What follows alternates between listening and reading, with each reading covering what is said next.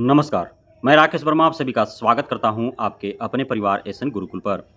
बिहार में बीपीएससी आयोग के द्वारा जब शिक्षकों की भर्ती प्रक्रिया आरंभ हुई, तो पूरे बिहार वासियों के साथ-साथ देशवासी एवं बिहार सरकार के मन मस्तिष्क में यह विश्वास जगा कि अब बिहार में ईमानदारी पूर्वक पूरे पारदर्शिता के साथ शिक्षकों की भर्ती होगा और बीपीएससी आयोग के द्वारा जो शिक्षक भर्ती होकर के आएंगे, वे सारे चरित्रवान, गुणवान होंगे।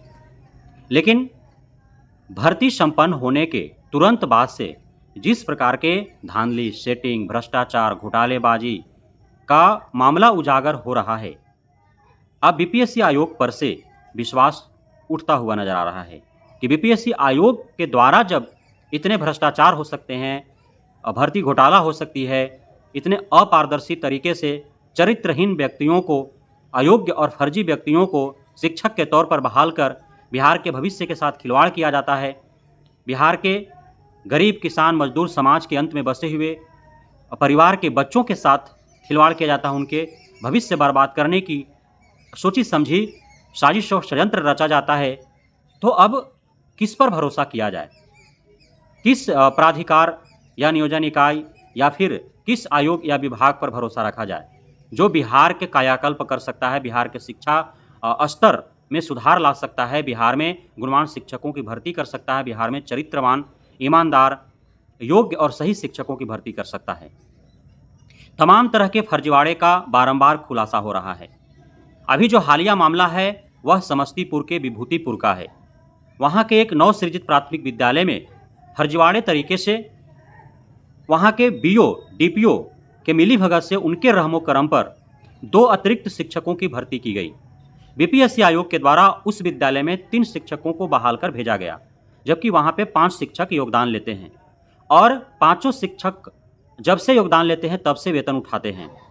जो फर्जीवाड़े तरीके से फर्जी शिक्षकों की भर्ती हुई, उनका भी प्रधानाध्यापक के द्वारा गलत तरीके से अनुपस्थिति विवरणी बीओ को भेजा जाता रहा। और अब जब मामले उजागर हुए तो प्रधानाध्यापक का कहना है कि बीओ का दबाव होता था, बीओ ने दबाव में ला करके और दोनों अतिरिक्त शिक्षकों का वहाँ पर योगदान दिलाया और प्रत्येक माह अनुपस्थिति विवरण मंगवाया एवं उसका वेतन भी सेंक्शन करवाया। जब बीओ डीपीओ से न्यूज़ चैनलों के रिपोर्टरों ने जानना चाहा तो बीओ और डीपीओ दोनों के बॉडी लैंग्वेज से यह समझ में आ गया कि कहीं ना कहीं बीओ और डीपीओ दोनों मिल करके खेल खेल रहे हैं। यदि इस पूरे घोटाले में, पूरे धांधली में बीओ डीपीओ का कहीं से भी कोई हाथ नहीं होता तो उनका बॉडी लैंग्वेज बता देता, वे कॉन्फिडेंस होते कि नहीं, उनके द्वारा यह नहीं किया गया है। लेकिन कहीं ना कहीं उनका ये धांधली, उनका यह घोटाला पकड़ा जा चुका है। अब वे खुद को बचाने के लिए गोलमोल बातें कर रहे हैं, लेकिन बॉडी लैंग्वेज बता रहा है कि चोर तो यही दोनों है। अब जब इस प्रकार के मामले उजागर हुए हैं तो शिक्षा विभाग के ऊपर निर्भर करता है, क्योंकि हो सकता है कि समस्तीपुर के सिर्फ विभूतिपुर में ही नहीं बल्कि समस्तीपुर के अन्य प्रखंडों के अंदर भी ऐसा हुआ होगा, पूरे 38 जिला के 536 प्रखंड में ऐसा हुआ होगा, या फिर अन्यत्र जगहों पर बड़े व्यापक स्तर पर ऐसा हुआ होगा। क्योंकि जब के पाठक एसीएस थे उस समय एकमात्र जिला से 4 फर्जी शिक्षकों के बारे में उनको जानकारी प्रदान हुई और उसके बाद से पूरे बिहार भर में सभी डीपीओ कार्यालय में टेक्नीशियनों को लगा दिया और सभी जगह पर उन्होंने आधार वेरिफिकेशन, थंब इम्प्रेशन वेरिफिकेशन जो है वो करने हेतु बाध्य कर दिया।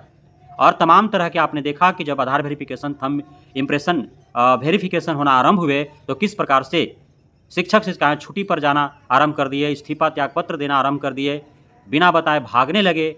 कोई साबुन से हाथ धोने के बहाने भागा, कोई पैसा ले जा करके मैनेज करने का प्रयास किया, कोई पाउडर लगा करके उंगली में गया थंब इम्प्रेशन हेतु।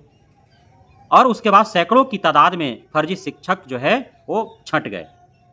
अब जब यह मामला डॉक्टर एस सिद्धार्थ के रहते हुए आया है तो हम मांग करेंगे कि पूरे बिहार भर के सभी बीपीएससी आयोग के द्वारा बहाल शिक्षकों का डॉक्यूमेंट्स शिक्षा विभाग के मुख्यालय में बुलाया जाए और वहाँ पे एक टीम गठित किया जाए और उस टीम के द्वारा सभी का डॉक्यूमेंट्स पुनः जांच किया जाए। डीओ डीपीओ ऐसे बिल्ली निकले जिनके निगरानी में दूध दे दिया गया है। अब ये भला बिल्ली को यदि दूध का निगरानी करने के लिए दे दिया जाए तो दूध तो चट ही कर जाएगा। यही हाल बिहार के डीओ डीपीओ का है। यही हाल बिहार के बीओ का है, जिनके द्वारा इस प्रकार के खेल खेले जाते रहे हैं।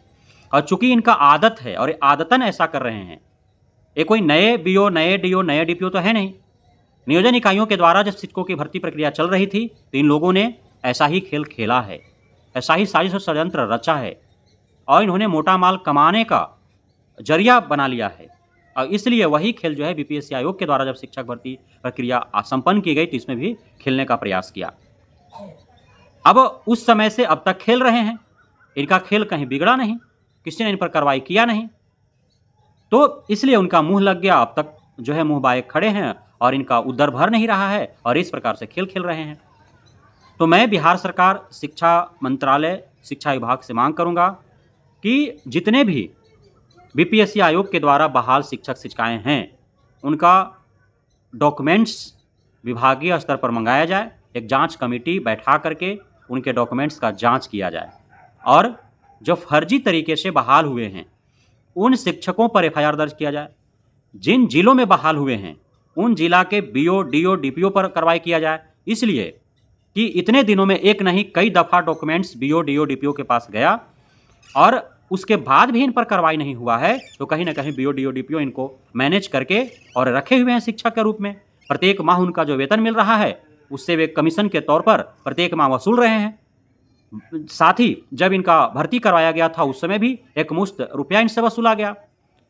तो इन सभी मामलों में शिक्षा विभाग और बिहार सरकार कार्रवाई करे, तभी जाकर के गुणवान शिक्षक जो है वो फाइनली रह पाएंगे शिक्षा विभाग में। तभी बिहार के सरकारी विद्यालयों का कायाकल्प होगा और बिहार पर से शैक्षिक पिछड़ेपन का धब्बा जो है वो धुल पाएगा।